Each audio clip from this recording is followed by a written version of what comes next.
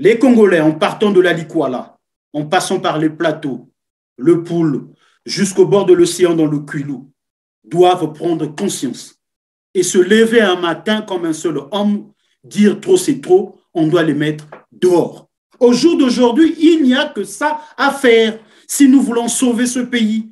Ou sinon, croisons nos mains, faites comme si nous étions à l'église. Si réellement nous souffrons et que nous ne voulons plus souffrir, ben, il est temps de mettre ce régime dehors. Et comment mettre ce régime dehors? Ben, c'est la révolution populaire. En commençant dans la Likwala, en passant par la cuvette, les plateaux, le Poul, la Bouenza, jusqu'au bord de l'océan.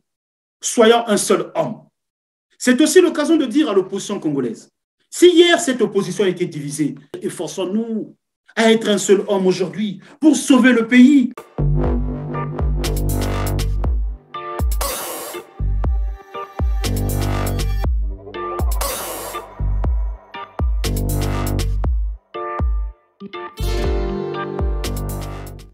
Bonjour Lucrèce Baïk-Ngedi.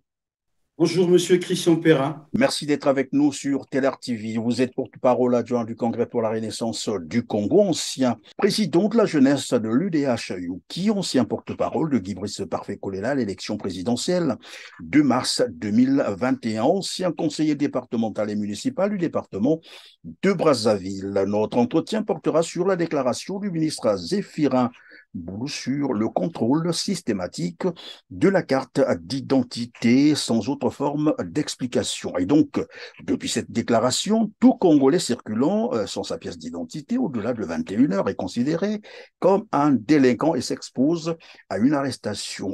Est-ce qu'on peut parler ici d'une requalification du délit délinquant? Ou sinon, comment avez-vous perçu cette annonce? Merci beaucoup, Monsieur Christian Perrin. Bien avant de répondre à votre question, permettez-moi, au nom du CRC, de souhaiter une fois de plus au peuple congolais l'élever les meilleurs, et à vous également. Non, ben, écoutez, Monsieur Zéphirin Mbolo, vous le faites même l'honneur de le qualifier ministre. Parce qu'à mon entendement, lorsqu'on a des responsabilités étatiques, avant de communiquer, il est plus que normal de s'assurer sur l'importance de ce qu'on va dire. Lorsqu'un ministre se permet d'aller sur les médias dire qu'au-delà de 21 heures, lorsqu'on circule sans sa carte nationale d'identité, on est considéré comme un délinquant, je me pose la question de savoir, est-ce que ce dernier a la connaissance réelle de ce que c'est un délinquant? Je suppose que M. Moulou, lorsqu'il annonce que ceux qui se rendent dans les rues de Brazzaville, Pointe-Noire et partout sur le territoire national, au-delà de 21 heures sans leur carte nationale d'identité, seront considérés comme des délinquants, en fait, M. Moulou ne fait que rappeler au peuple congolais ou dire au peuple congolais, ben, nous avons compris que vous ne voulez pas vous soumettre à ce que nous vous demandons et nous allons renouer avec les pratiques de l'ancien temps. Il s'agit là de... Les pratiques de l'ancien temps, monsieur Lucrèce Ngedi, nous allons y revenir. Alors, mais dans tous les cas, en fait, question de mettre un peu nos téléspectateurs dans le contexte, je vais donc vous proposer de suivre avec moi l'extrait, évidemment, de cette déclaration et on revient sur le plateau. Suivez. Celui qui sort au-delà de 21h, 22h, s'il n'a pas sa carte d'identité, il est pris. On va revenir à ce système comme ça. Tous ceux que nous trouverons dans la rue seront des délinquants. Parce que sinon, on ne comprend pas. Chacun aura sa pièce d'identité. Nous allons contrôler. Et ceux dont on prendra dans la rue, mais tant pis pour eux. Ils seront considérés comme des délinquants. Chacun aura, celui qui veut se balader, aller en boîte, il n'a qu'à avoir sa carte d'identité ou son passeport. Et particulièrement sa carte d'identité. Le passeport, tout le monde peut l'avoir. Mais enfin, la carte nationale d'identité. Pour les Congolais, pour les étrangers, bon, ils auront leur titre de séjour. Cela sera instauré. Alors, monsieur Lucrèce Maïk Nguedi, je rappelle que vous êtes porte-parole adjoint du Congrès pour la Renaissance du Congo, le CRC. Alors, on vient de suivre avec moi cet élément, notamment la déclaration de monsieur Mboulou, ministre de son État, ministre de l'Intérieur, ministre congolais de l'Intérieur, qui fait une telle déclaration sans autre forme d'explication, comme je l'ai dit, c'est-à-dire il n'annonce pas le contexte pour lequel il vient soumettre les Congolais à un contrôle systématique de la carte d'identité. Or, nous savons que normalement, le contrôle systématique de la carte d'identité requiert quand même un certain nombre de mesures et une explication. On ne contrôle pas systématiquement les cartes d'identité. Est-ce qu'on peut ici parler d'un couvre-feu déguisé? L'histoire retiendra au lendemain des élections présidentielles des 17 et 21 mars 2021. Ma modeste personne avait lu une déclaration au nom de l'UDH en rejetant les résultats de cette élection.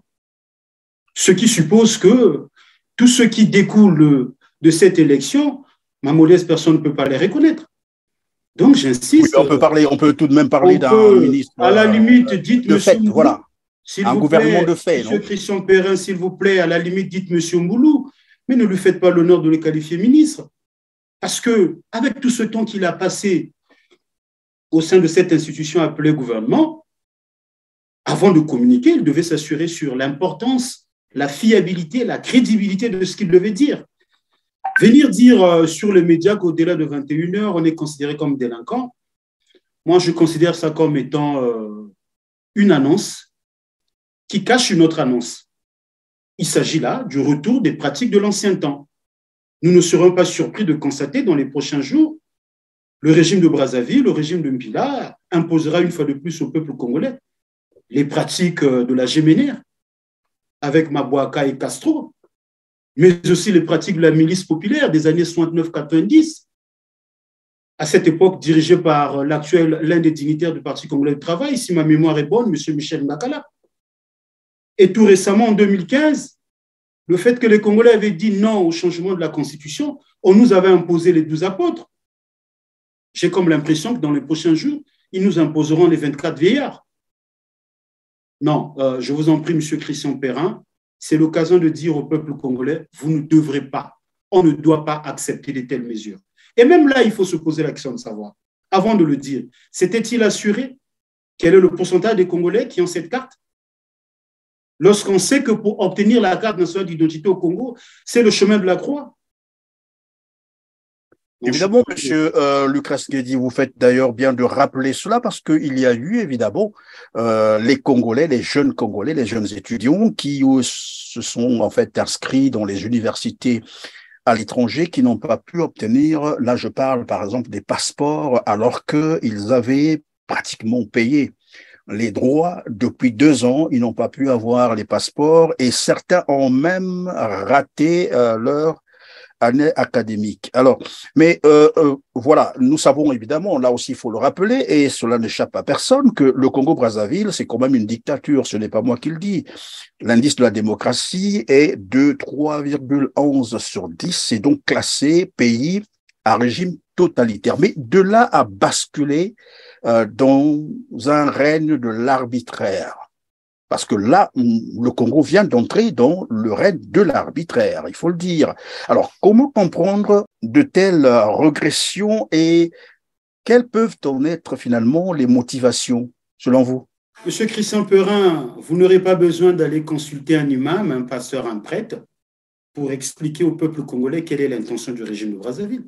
Le prétendant lion qui dirige la République du Congo a vieilli, et donc les Congolais, ils imposent aux Congolais la guerre interne qu'ils ont au sein de leur parti, qui est la guerre des successions. Les différents clans essayent de déguiser les couteaux qu'ils ont parce qu'ils sont conscients que dans les prochains jours, ils vont se déchirer. Et par conséquent, les prétendants forts veulent prouver aux faibles que nous avons la maîtrise de la chose. Le problème est connu. Nous sommes aujourd'hui en 2023. Dans 2 ans et demi, disons 3 ans, les Congolais iront une fois de plus aux urnes pour l'élection présidentielle. Il y a un prétendant fils qui est perçu comme étant le successeur. Et donc, une fois de plus, il faut inquiéter le peuple congolais. Parce que la force d'hier qui inquiétait le régime en place aujourd'hui est sous terre, M. Guy-Brice Parfait Kolela. Une autre force qui inquiétait le régime en place, le général Moukoko, est en prison ensemble avec le président Komi Salissa. Qu'est-ce qu'il faut? Il faut inquiéter le peuple congolais. Il faut inquiéter tous ceux qui ont l'intention de se rivaliser démocratiquement en face de ce régime. Et donc, il faut apeurer le peuple, comme d'habitude. Alors, donc, je suis désolé de constater voilà, que le merci. Je suis désolé de constater, excusez-moi, M. Crisson-Perrin, je suis désolé de constater que le peuple congolais puisse accepter cette parole de M. Moulou comme étant un ordre. Déjà, évidemment, c'est là que je voulais en venir, Monsieur Lucrèce Nguedi. Je rappelais que vous êtes un ancien président de la jeunesse de l'UDH Yuki. Et ma question, évidemment, était de savoir, est-ce que les Congolais, je m'adresse beaucoup plus aux jeunes Congolais, parce que chaque génération son histoire, est-ce que les jeunes Congolais sont vraiment tenus de respecter les lois injustes? Sinon, que faire? L'actuel dignitaire de la République du Congo, dont je m'interdis de qualifier président de la République, M. Denis Sassou Nguesso, le disait lui-même, lorsque la démocratie ou sinon la constitution est violée, le peuple doit s'élever. Oui. Et donc moi, ça m'étonne que les paroles d'un monsieur qui porte le titre de ministre est perçu et accepté comme étant un ordre, une loi, l'évangile. C'est anormal. J'ai comme l'impression que le peuple congolais a été voilé. J'ai comme l'impression que la jeunesse congolaise a perdu les valeurs d'antan. J'ai comme l'impression que le peuple congolais considère les propos de ceux qui gouvernent le Congo comme étant des ordres. Et donc, on ne peut pas s'opposer. La même constitution qu'ils ont imposée aux gens en 2015, mais rappelle, ou sinon dit aux Congolais, vous êtes en droit de manifester lorsque ça ne va pas.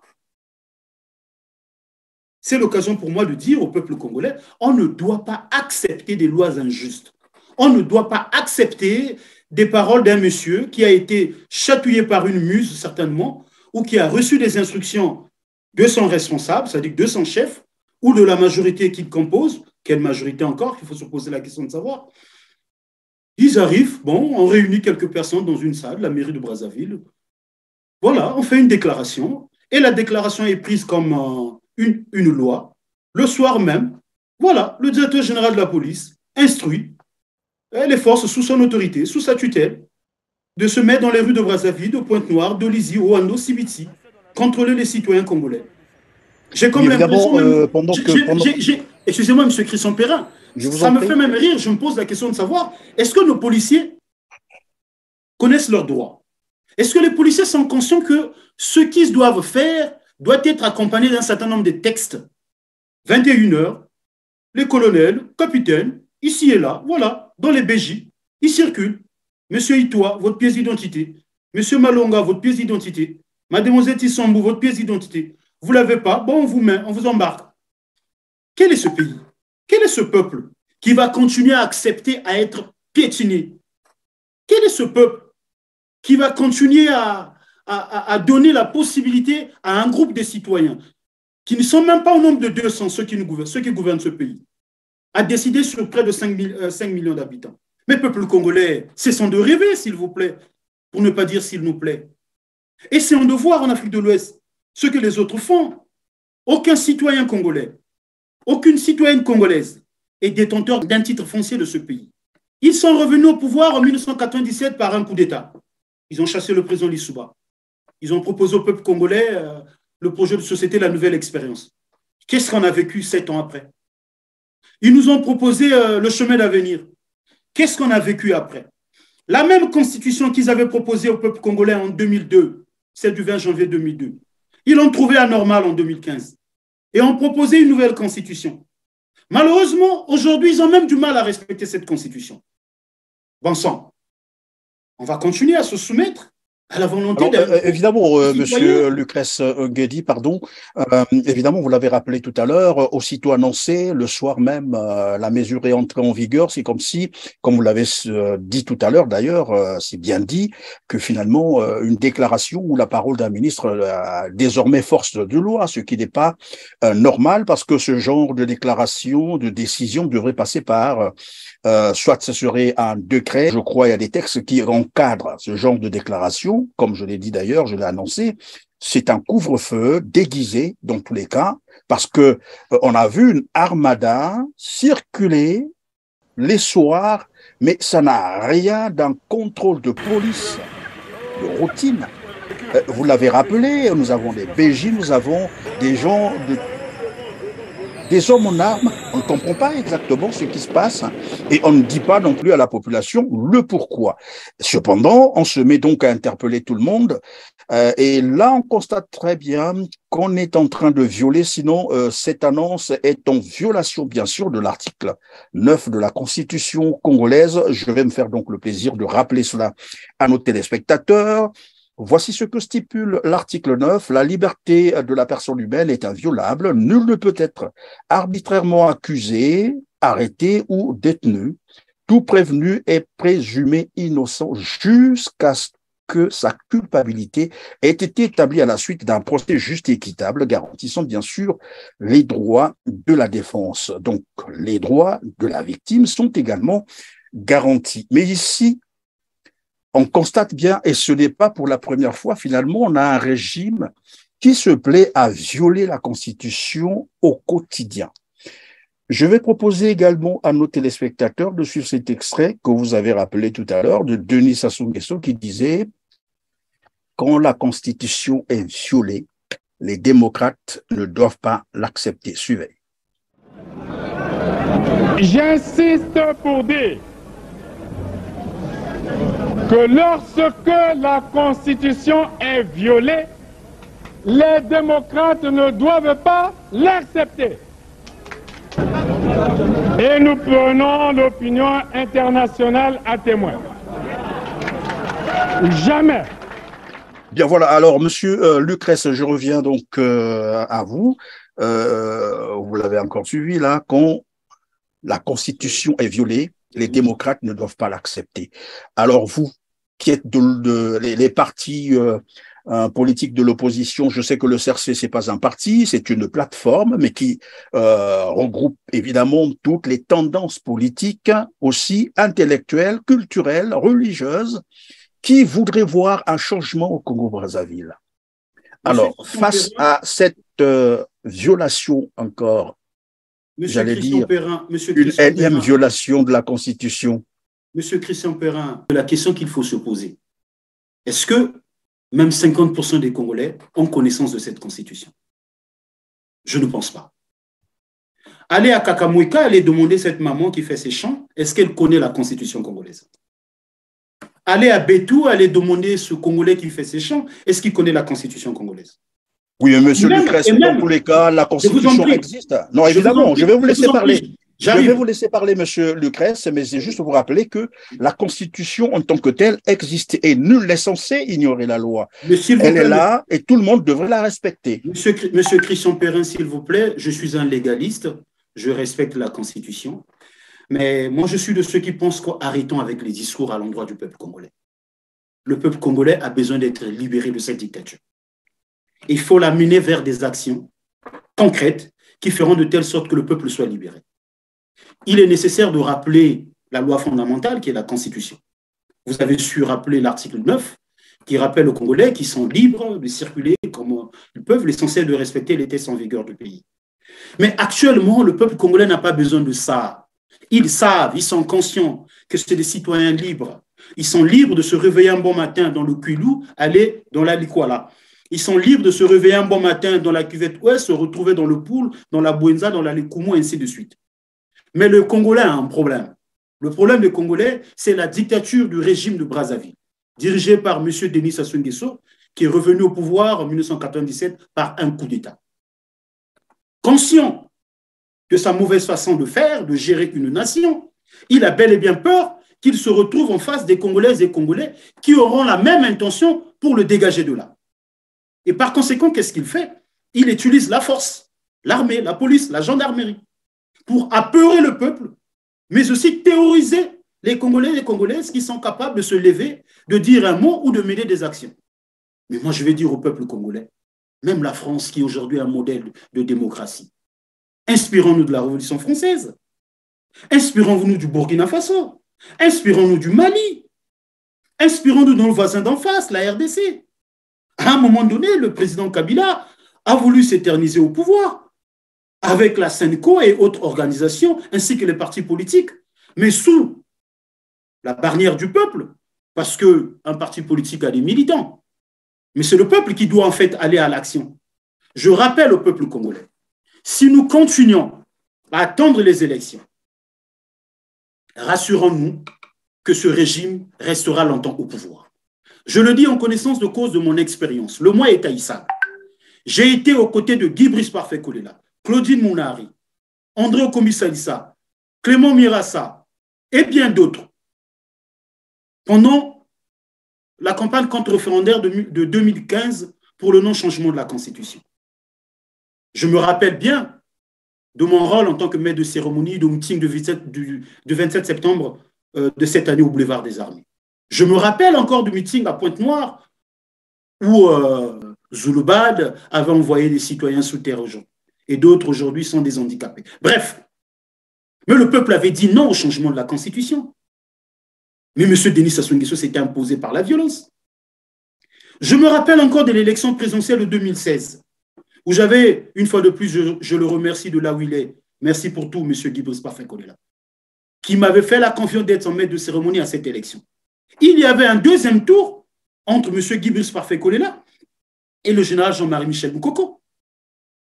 Le candidat Denis Sassou Nguesso n'était pas parmi les deux premiers, mais il s'est imposé pour être chef de l'État.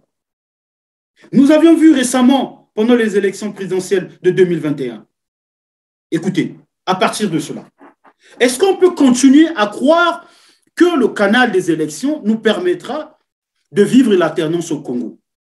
Moi, je dis non, et tel que le pense le CRC.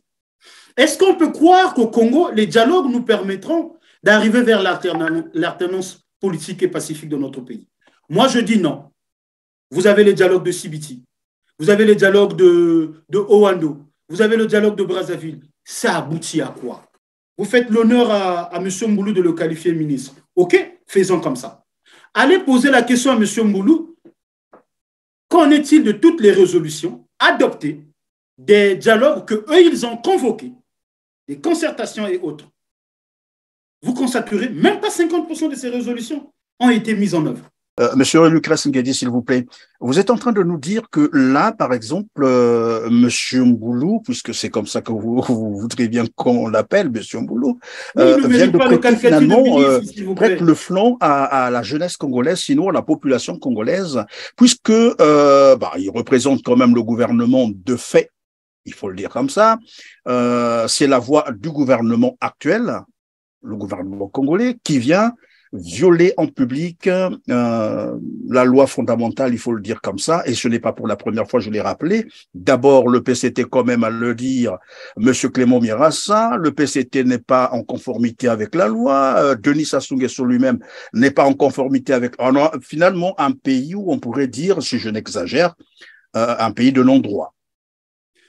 Et face à ce gouvernement, une population qui observe depuis là.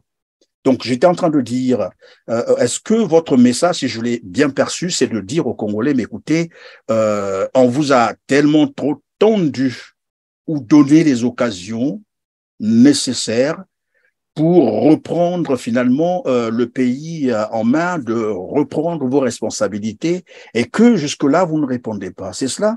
Mais naturellement, M. Christian Perrin, j'ai rappelé ici, rien que mon expérience de 2015 jusqu'à nos jours. Et mes aînés parleront des expériences d'avant. Le régime de Brazzaville ne respecte que les textes lorsque ces textes sont favorables à ce qu'ils veulent faire ou à ce qu'ils font. Tenez-vous tranquille. Lesquels ont proposé la Constitution du 15 octobre 2015? N'est-ce pas le Parti congolais du travail? Puisqu'il s'agit du régime qui est au pouvoir. Mais ils ont même du mal d'élire au sein de leur parti un nouveau président comment ils appellent ça, du comité central. Du parti ou du comité central? Du comité central. Au moment où ils sont conscients que cette fonction est incompatible avec le statut du chef de l'État. Mais ils sont incapables. Vous croyez que c'est la vérité des urnes qu'ils vont respecter? Alors, Vous croyez que monsieur Lucrèce, on va aller, je crois que le temps qui nous est imparti touche pratiquement à sa fin. On va aller vers les deux dernières questions. C'était plutôt de savoir, bon, vous l'avez rappelé tout à l'heure, et je crois avoir renchéri là-dessus. Le Congo est en train de traverser une période, mais je crois difficile, il faut le dire comme ça. Mais il y a eu plusieurs occasions où la population est restée inerte. On ne comprend pas qu'est-ce qui se passe exactement. On a dilapidé 14 000 milliards, tout le monde en parle, personne ne fait quoi que ce soit. Le Congo a été endetté, lourdement endetté, et aujourd'hui, tout le monde est conscient que finalement, toutes les infrastructures qui ont été construites au Congo-Brazzaville l'ont été par des prêts chinois. Et on se pose désormais la question de savoir où est parti l'argent du pétrole depuis 2003 à 2017. C'est beaucoup d'argent. Quelqu'un me disait d'ailleurs, sur ce même plateau, près de 100 000 milliards du pétrole congolais a été en fait planqué dans les paradis fiscaux.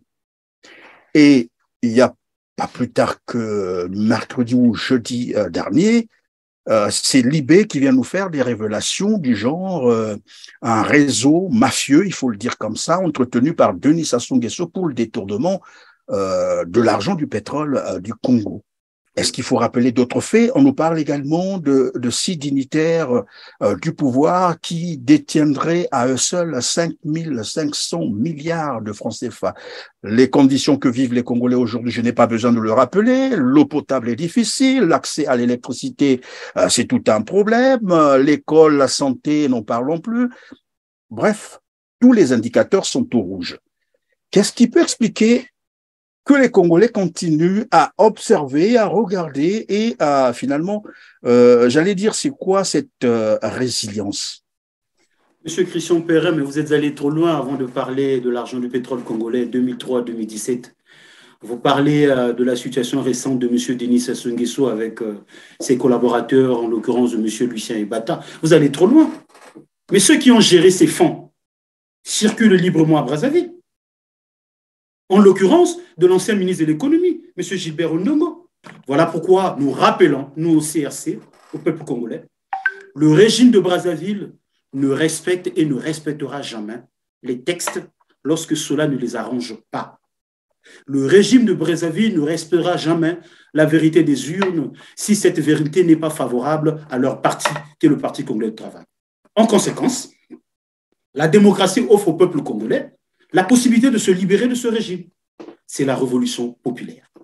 Celle que le CRC qualifie par la révolution du feu. Les Congolais, en partant de la Likwala, en passant par les plateaux, le Poul, jusqu'au bord de l'océan dans le Kwilu, doivent prendre conscience et se lever un matin comme un seul homme, dire trop c'est trop, on doit les mettre dehors. Il n'y a que ça à faire.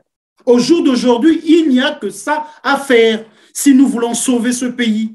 Ou sinon, croisons nos mains, faites comme si nous étions à l'église. Monsieur Denis Sassou Nguesso, oyez. Monsieur Denis Christel Sassou Nguesso, oyez. Monsieur Bouya, oyez. Mais si réellement nous souffrons et que nous ne voulons plus souffrir, ben, il est temps de mettre ce régime dehors. Et comment mettre ce régime dehors? Ben, c'est la révolution populaire. En commençant dans la Likwala, en passant par la cuvette, les plateaux, le Poul, la Bouenza, jusqu'au bord de l'océan. Soyons un seul homme. C'est aussi l'occasion de dire à l'opposition congolaise, si hier cette opposition a été divisée, efforçons-nous à être un seul homme aujourd'hui pour sauver le pays. Sinon, je m'en vais à me prêter les propos du général Benoît Mundele Ngolo dans son livre « Les lettres ouvertes ». Les générations futures viendront pisser, cracher, déféquer sur nos tombes parce qu'ils auront une mauvaise image de nous. Monsieur Christian Perrin, si aujourd'hui vous avez 45 ans, 50 ans, dans 20 ans, 30 ans, vous quitterez cette terre des humains, qu'est-ce que vous direz à vos enfants? Qu'est-ce que vous direz à vos petits-fils si vous avez été politicien? Où est-ce que vous avez amené la République? Qu'est-ce que vous avez fait pour le pays? Est-ce qu'on dira au peuple, aux générations futures, on était gênés par M. Sassou, général Ndengue, général ceci, parce qu'on mettait les militaires dans la rue? Non, c'est faux. Qui veut manger l'omelette doit casser les œufs. Qui veut manger l'omelette, pardon, monsieur Lucrèce. S'il vous plaît, monsieur Christian Perrin, je vous en prie, oui. Je finis par là, monsieur Christian Perrin. Qui veut avoir des enfants doit commencer par approcher une femme. Et la suite découle. On ne Il peut veut pas manger s'enfermer dans sa l'omelette, vous chambre l'avez et un rappelé bon tout matin à l'heure, devenir doit père. casser les œufs. Oui. Moi, j'ai une dernière question à vous poser parce que, et vous vous rappellerez, bien entendu, monsieur le président Fulbert Youlou avait été accusé de vol et les gens ont chanté, Youlou a tout volé, Youlou a tout volé, on le mettra au poteau, nous étions encore très jeunes à cette époque-là, et est arrivé le moment où Denis Sassou Nguesso, bien sûr, va évincer le général Joachim Yombi Opango, qui l'accusera donc de bourgeoisie. Bon, on nous a même appris qu'il avait commandé des lits en or, qu'il dormait sur, je sais pas, il prenait du champagne, mais vraiment de très haute qualité. Et on a dit tout sur le général Joachim Yombi Opango, que lui aussi avait volé. Mais à la tête de tous ces mouvements, c'est bien Denis Sassou Nguesso. Et curieusement, aujourd'hui, ça c'est pour si peu de ce que les autres avaient probablement fait. Mais bon, moi je n'ai pas encore les certitudes là-dessus, je n'ai pas de preuves. Mais aujourd'hui, lorsqu'on sait que le Congo, et tout à l'heure on l'a rappelé, on a dilapidé quand même 14 000 milliards. C'est 25 milliards de dollars américains. 7 ans de budget du Congo-Brazzaville. On a dilapidé tout l'argent qu'on était en train de dégager pour les investissements au Congo depuis 2003 jusqu'à 2017 et probablement jusqu'à 2023. Alors, tout cet argent du pétrole dilapidé, planqué dans les paradis fiscaux, et tout à l'heure, on a rappelé le scandale que vient de mettre à la place publique le quotidien français Libé. Alors, Denis Sassou Nguesso, est-ce que lui aussi on dira juste voler ou bien, et lui, qu'est-ce qu'il faut? Qu'est-ce qu'il faut dire? Monsieur Christian Perrin, vous avez bien fait de rappeler l'époque du président Youlou, donc la période 60-63, et l'époque du président Jacques-Joachim Yombi Opango, les deux paix à leurs âmes. Non, écoutez, qui accuse son chien de rage, ben, il veut se libérer du chien. À l'époque, monsieur Denis Sassou Nguesso et tous ceux qui l'accompagnaient, ils ont chargé le gouvernement du président Youlou parce qu'ils ne voulaient plus du président Youlou, il les gênait. C'est ce qu'ils ont fait pour le président Yombi Opango. Et c'est ce qu'ils avaient fait pour liquider le président Mariam Wabi. C'est connu. Mais aujourd'hui, si Youlou avait tout volé, ou Jacques-Joachim Yombi Opango avait tout volé, aujourd'hui, on dira Denis Sassou Nguesso et sa famille et ceux qui l'accompagnent ont tout pillé. Si Youlou avait tout volé, il faut dire aujourd'hui, Denis Sassou Nguesso et sa famille et ceux qui les accompagnent ont tout pillé. Est-ce qu'on peut penser que c'est... S'il vous plaît, lorsque vous avez autour d'un chef d'État des gens qui n'ont jamais eu même une petite entreprise de fabrication des bonbons, mais qui sont milliardaires. Des gens qui ont à peine 10 ans d'expérience en tant que même ministre ou directeur, mais qui a 100 millions dans un compte. Des gens qui sont nommés au mois de janvier, au mois de mars. Bon, il a une maison à Paris, à Nice, ou bien il a 3 maisons à Brazzaville. Non, monsieur Christian Perrin, le peuple congolais à l'heure actuelle n'a pas besoin de discours. C'est la position du CRC. Le peuple congolais a besoin des actions qui permettront à ce peuple de se libérer du régime de Mpila, dirigé par M. Denis Sassou Nguesso et accompagné par des gens que vous venez de citer, comme M. Mboulou. Il faut dégager ce régime à la tête du Congo.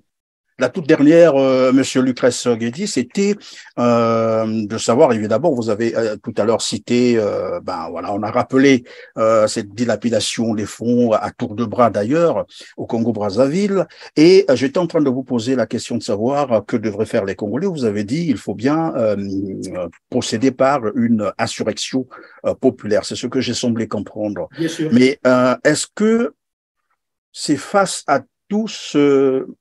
J'allais dire cette ambiance probablement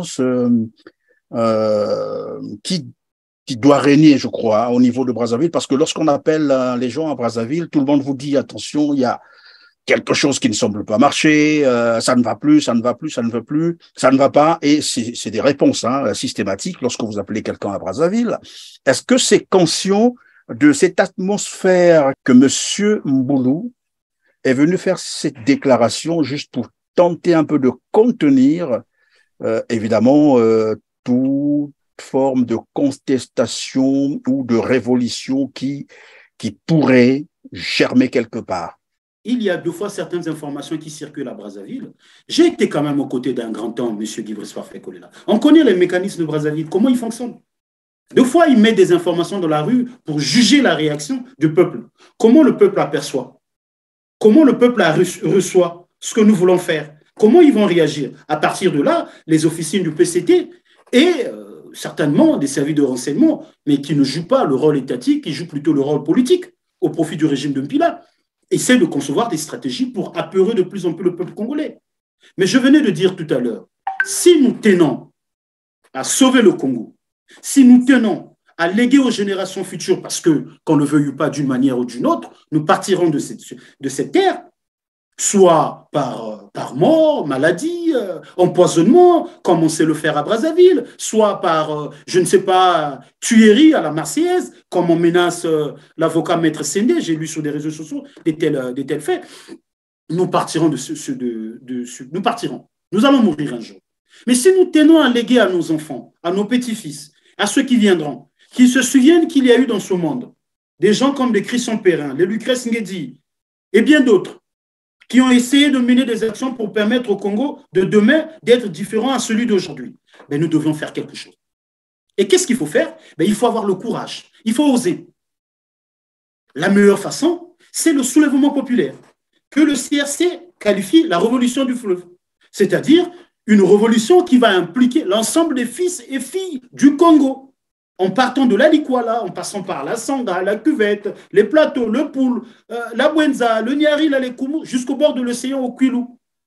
Parce que le régime de Mpila ne respectera jamais la vérité des urnes si cette vérité n'est pas favorable à leur parti.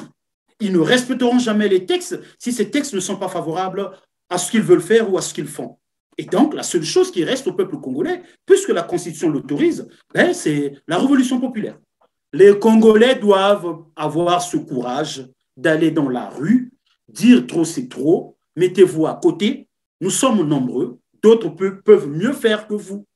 À cela, pour y parvenir, c'est d'inviter l'armée, la police, la gendarmerie, de se rappeler qu'ils ont la vocation apolitique. Ils ont une vocation apolitique. Il ne doit pas être au service d'un citoyen ou d'un parti ou d'un groupe des Congolais. Ils doivent être au service des Congolais et Congolaises. Si les Congolais sont dans la rue, ils pensent que nous devions chasser M. Denis Sassou Nguesso et tous ceux qui l'accompagnent parce qu'ils gouvernent mal, l'armée doit accompagner le peuple, la police doit accompagner le peuple. Je dis à nos militaires, inspirez-vous de ce qui se passe en Guinée. Je ne me moque pas de lui. Il y a eu à un moment donné un homme qu'on appelait Dadis Camara. Tout fort, capable de faire tout ce qu'il voulait. Mais le peuple a eu raison pour lui. Le voilà aujourd'hui devant la justice. Vous qui êtes directeur général, je ne sais pas de quoi, au niveau de l'armée. Vous qui êtes chef d'état-major, je ne sais pas de... Il y a eu aussi Blaise Compaoré. Vous venez de compléter, enrichir ma pensée. Vous qui êtes directeur général de la police, tenez-vous tranquille. Viendra un moment, le peuple finira par avoir raison sur vous. Et vous vous retrouverez devant les barreaux. Et pour éviter cela, c'est le moment de rejoindre le peuple et d'accompagner le peuple. Vous bénéficierez le pardon du peuple parce que vous aurez accompagné ce peuple vers ce que ce peuple désire. Rassurez-vous, M. Christian Perrin, parce que je le dis en connaissance de cause. Le jour où le peuple congolais s'élèvera à Pointe-Noire, à Dolisie, à Nkaï, à Madingou, à Sibiti, à Brazzaville, à Kinkala, à Djambala, à Evo, à Owando, à Ouesso, à Ifondo, et que l'armée les accompagne. 24 heures, c'est trop. M. Denis Sassou Nguesso déposera les armes. En fait, il va renoncer à son statut. Ce qui fait peur au peuple, c'est l'utilisation de l'armée, la gendarmerie et la police au profit du régime de Mpila. Et donc, M. Denis Sassou Nguesso et ceux qui l'accompagnent. Et ces militaires, ces policiers, ces gendarmes doivent se rendre compte qu'ils ont des enfants. Viendra un jour, ils quitteront cette terre. Mais les enfants resteront. Les petits-fils resteront. Ils risqueront d'être indexés dans les rues de Brazzaville, de Pointe-Noire, de Ouesso et autres, pour dire vous aviez été ceci, vous aviez été cela. Regardez ce que vous êtes aujourd'hui. Je termine par là, M. Christian Perrin. Oui, je ne vais pas citer le nom. Je connais un ancien président de la Centrafrique. Sa fille vit dans ma ville, rassurez-vous. Lorsque son père était au pouvoir, on ne pouvait pas imaginer que cette fille devait travailler dans un restaurant dans ma ville. On connaît aussi l'histoire des enfants de Mobutu, c'est le même sort. Alors, en tout cas, merci beaucoup. Et donc, oui, l'armée, la police, la gendarmerie devraient accompagner le peuple. Mais aujourd'hui, ces corps, bien sûr, de sécurité ont fait le choix d'accompagner plutôt une personne. Ils peuvent se rassurer d'une chose, c'est que aucune dictature au monde, aucune force, aucune armée ne peut vaincre un peuple debout. Alors donc, il faut craindre que finalement, le peuple congolais se mette debout et que ce jour-là, je ne sais pas comment ça va se terminer, mais bref. En tout cas, merci, monsieur Lucas Guedi, d'avoir été avec nous. Je vous dis un grand merci d'avoir été disponible pour nous, à moins que vous ayez, mais vraiment, en quelques secondes, hein, c'est la conclusion. Qu'est-ce que nos téléspectateurs vont en retenir? Par ma voix, le CRC remercie TLR-TV de nous avoir donné l'opportunité de communiquer et donc de dire au peuple ce que nous pensons pour sauver le pays, pour libérer le pays des mains de Denis Sassou Nguesso et ceux qui l'accompagnent. Et par ma voix, le CRC invite le peuple congolais à la prise de conscience. Par ma voix, le CRC invite l'armée, la police, la gendarmerie au ressaisissement. Vous n'êtes pas là pour servir un monsieur ou un groupe de messieurs ou des dames, mais vous êtes là pour servir le peuple parce que vous êtes payé grâce aux contribuables congolais. Par ma voix également, pour terminer, le CRC remercie tous ceux qui les accompagnent et invite tous ceux qui peuvent les rejoindre afin qu'à chacun apporte sa pierre à la construction de l'édifice qui n'est autre que la révolution du feu, le seul moyen qui s'offre au peuple congolais de se libérer du régime de Brazzaville. Merci, meilleurs vœux à vous, chers Congolais et Congolaises, partout où vous êtes. Tenez bon lorsque vous avez une conviction et je vous propose, permettez-moi une phrase de Guy Brice Parfait Kolela qui disait « Lorsqu'on croit en quelque chose, il faut croire en la symbolique d'une goutte d'eau qui tombe chaque instant sur un rocher. Avec le temps, le rocher finira par fondre. » Le peuple congolais, nous avons la possibilité de faire fondre le rocher Denis Sassou Nguesso et tous ceux qui l'accompagnent. Je vous remercie.